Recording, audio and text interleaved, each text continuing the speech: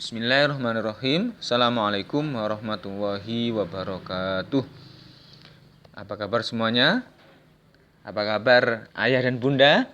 Ya, mudah-mudahan kita semua pada hari ini sehat walafiat dalam lindungan Allah Subhanahu wa taala. Baik, sebelum kita mulai pelajaran kita, marilah kita awali dan baca basmalah bersama-sama. Bismillahirrahmanirrahim. Saya berharap ayah dan bunda tidak bosan bertemu dengan saya kembali. Kita akan bersama-sama belajar tajwid. Ya. Mudah-mudahan bisa menambah keilmuan panjenengan semua, bisa menjadi amal soleh kita semua. Kita ajarkan kepada anak-anak kita. Ayah dan bunda rahimakumullah, untuk hari ini kita akan belajar makharijul huruf wa sifatuha, huruf kaf, ra dan dal. Ya, mudah-mudahan waktunya mencukupi. Kita awali dengan makharijul huruf kaf. Ya. Huruf kaf itu memiliki satu nama, yaitu kaf. Ya. Dia keluar dari pangkal lidah, ya, pangkal lidah yang dekat dengan tenggorokan, ya. Pangkal lidah bagian atas agak ke depan sedikit, ya, lebih ke depan dari makhrajnya qaf. Kalau qaf agak ke dalam, kalau kaf agak ke depan sedikit, bertemu dengan langit-langit di atasnya, ya, langit-langit di atasnya. Kalau qaf itu bertemu dengan pangkal langit-langit. Ya, kalau orang Jawa itu kalau qaf ketemu dengan ya yang amandel itu ya, yang untuk amandel itu. Itu kalau qaf ya, intil-intil ya, nuwun sewu kalau orang Jawa bilang. Nah, kalau kaf itu lebih ke atasnya sedikit ya.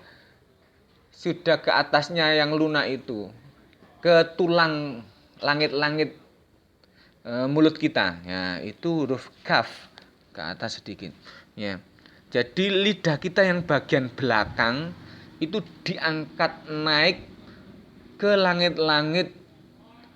langit-langit mulut kita, kemudian kita keluarkan suara dengan dorongan nafas. Ya.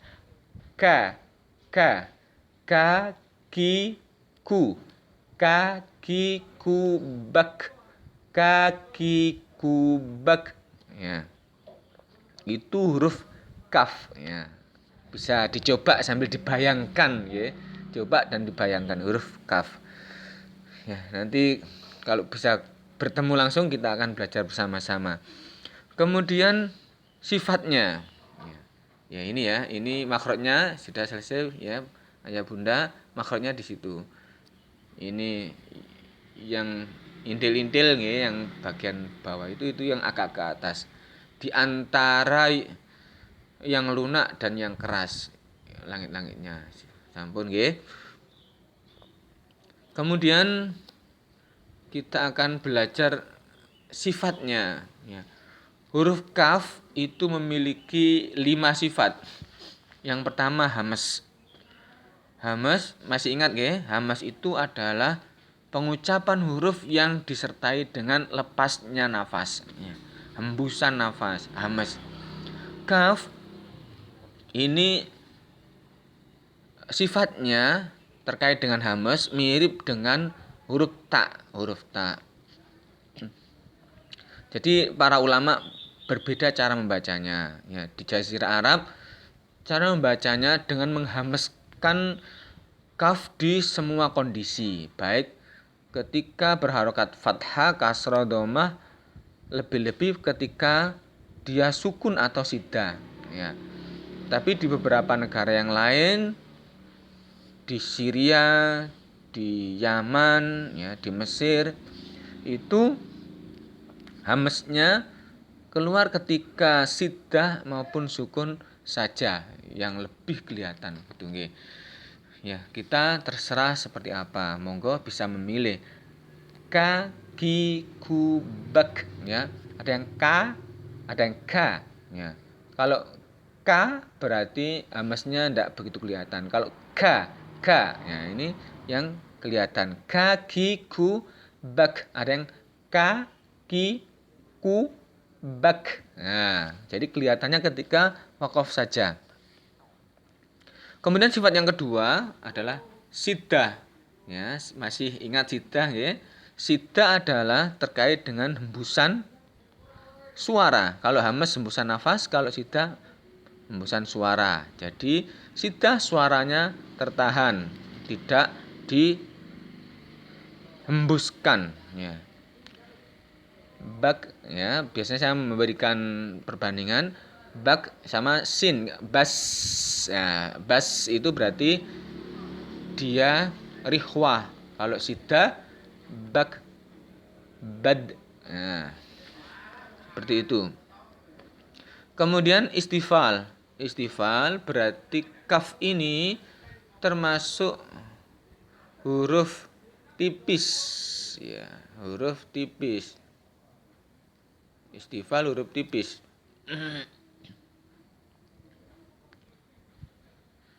Kemudian invita. Invita ujung lidah itu turun ke bawah. Ya. Ujung lidah turun ke bawah.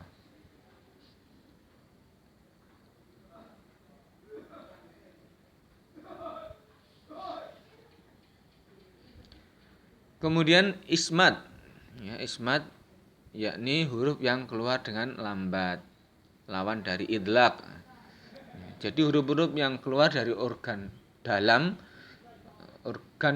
organ suara kita itu masuk dalam huruf ismat atau lambat. Sedangkan lawannya idlaq itu huruf yang keluar dari organ luar suara kita.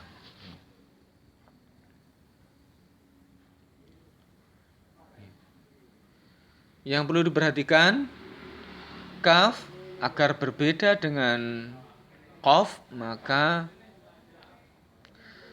pangkal lidah tidak boleh terlalu ke belakang, ya, agar tidak menjadi qaf. Ya. Itu. Baik itu, ya kita coba latihan.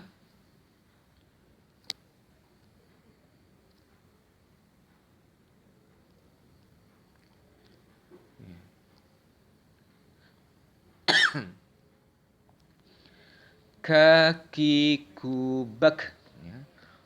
Ku kan kanikakna minal mukni makikan kanika. Alam nashrah laka sadrak wa wada'na anka wizrak. Ya. Dan seterusnya. Baik ayah bunda rahimakumullah, kita lanjutkan dengan makhrajul huruf ra. Ya. Makharijul huruf ra.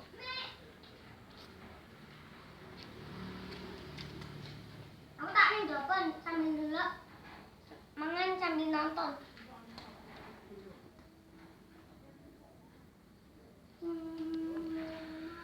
Nah, ini huruf ra, makhrajnya seperti ini.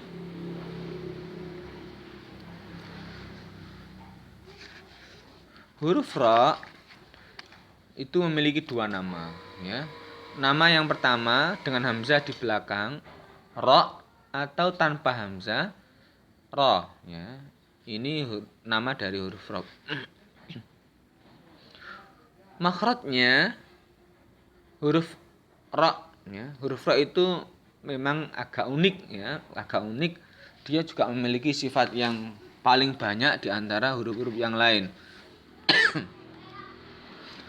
Huruf ra itu bisa tebal, bisa tipis, ya, bisa tebal, bisa tipis. Nanti pembahasannya akan mungkin kita bahas secara khusus karena ra tebal dan tipis itu ada sekitar 14 sifat, 14 pembahasan, 14 kondisi yang menyebabkan ra itu bisa tebal, bisa tipis. Kita kembali membahas makharijul huruf Ra. Ya. Huruf ra itu keluar dari ujung lidah yang sedikit mendekati pada punggungnya. Agak ke dalam, ya. Agak ke dalam. Punggung itu berarti bawahnya lidah. Bawahnya lidah. Ya. Jadi kalau permukaan lidah itu yang atas, yang kita buat untuk merasa, ngecapi itu atasnya lidah, sedangkan punggungnya itu adalah bawahnya lidah.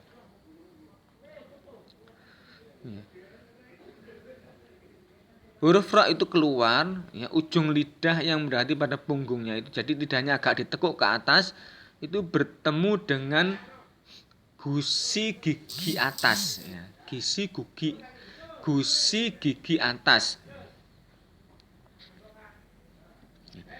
Jadi ujung lidah itu ditekuk ke atas, kemudian ditemukan dengan gusi gigi atas. Nah, keluarkan dengan dorongan nafas. Ra, ya. Ra, ri, ru, bar. Ra, ri, ru, bar.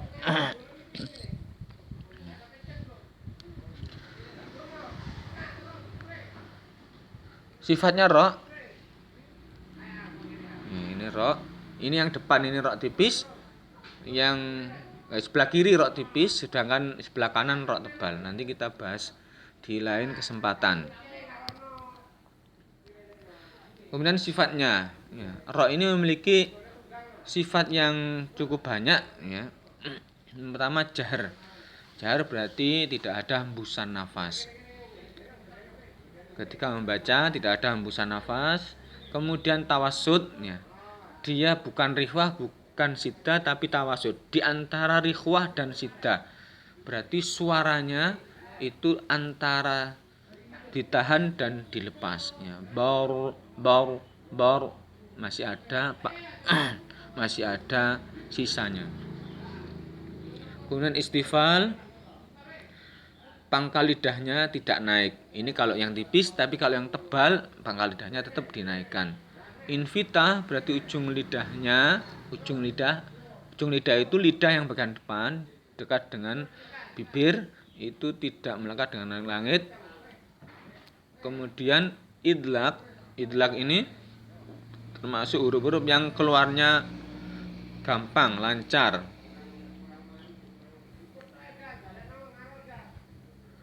Kemudian inhiraf. Ya. Inhiraf ini huruf ra ini cenderung ke makhraj huruf lam, ya. Seperti cedal. Ra. Ya. Bukan ro tapi ro. Kemudian dia punya sifat takrir atau ujung lidahnya bergetar. Ya.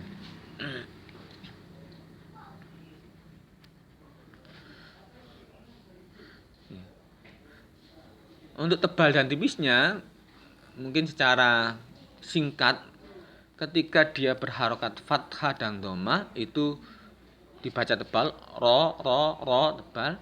Kemudian ketika berharokat kasrah dibaca tipis, ri, ro, ri. Ya. Itu huruf ro.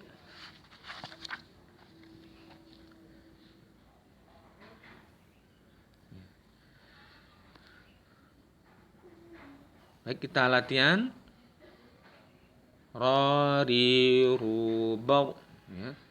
Ra, ri, ru, ba, ru, ran, rani, rarna, minal murni, mariran, rani, ra.